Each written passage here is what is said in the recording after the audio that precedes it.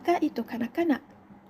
Definisi kanak-kanak ialah kanak-kanak di bawah umur 18 tahun yang memerlukan jagaan, pemeliharaan, perlindungan, dan pemeliharaan mengikut takrifan Akta Kanak-Kanak 2021. Hak asasi kanak-kanak. Hak asasi kanak-kanak ini terbagi kepada 4 hak. Yang pertama adalah hak kehidupan, di mana hak kehidupan ini didefinisikan dalam skop yang terhad untuk memastikan keperluan asas dalam peruntukan CRC ini merangkumi makanan, tempat tinggal, air minuman bersih, dan jagaan kesihatan. Ia juga merangkumi hak untuk hidup dan hak untuk menghadapi standard kesihatan dan perubatan yang tinggi. Seterusnya, hak perlindungan, di mana hak perlindungan ini terdiri daripada diskriminasi, penderaan dan pengabaian, perlindungan untuk kanak-kanak tanpa keluarga, dan perlindungan kepada kanak-kanak pelarian.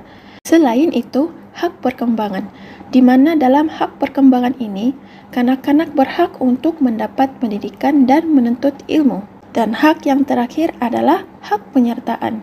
Hak ini merangkumi hak kanak-kanak kepada maklumat, mengemukakan pandangan dalam semua hal yang melibatkan atau memberi kesan kepada mereka.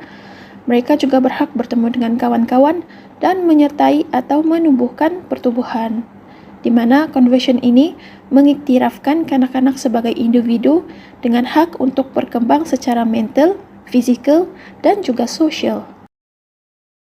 Seterusnya adalah jenis-jenis penderaan kanak-kanak mengikut Akta Kanak-Kanak 2001. Penderaan yang pertama adalah penderaan fizikal. Mengikut Akta Kanak-Kanak 2001, seorang kanak-kanak itu mengalami kecederaan yang kita boleh lihat di tubuh mereka, dan kecederaan tersebut bukan disebabkan oleh kemalangan. Bukti seperti luka, calar, melecet, berparut, patah atau kecederaan tulang. Video ini menunjukkan penderaan emosi yang berlaku apabila seorang kanak-kanak dicederakan dari segi emosinya, yang menyebabkan gangguan yang kita boleh lihat pada fungsi mental dan emosi kanak-kanak itu seperti kecelaruan mental atau tingkah laku, keresahan, kemurungan, penyendirian, dan berkembangan lambat.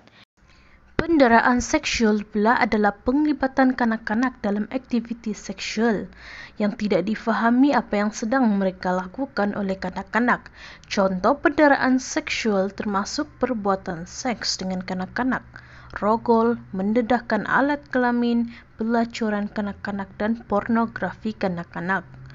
Tindakan yang seperti memegang, mencium, menggosok bahagian peribadi kanak-kanak dan tingkah laku seksual yang tidak normal juga penderaan seksual. Orang kanak-kanak perempuan dan adiknya yang budak perempuan ni berpakaian lengkap, tak ada seksi-seksi pun, datang nak beli barang, dan dalam keadaan dia nak beli barang tu tiba-tiba dia didatangi oleh seorang lelaki dewasa yang cuba memeluknya dan dia cuba untuk kiss mulut dalam paparan CCTV berkenaan. Dan lelaki tu tinggalkan budak ni dalam keadaan keliru apa yang sedang berlaku. Dan kemudian ingatkan benda tu dah selesai, tiba-tiba lelaki tu patah balik dan datang, dia peluk kali kedua pula.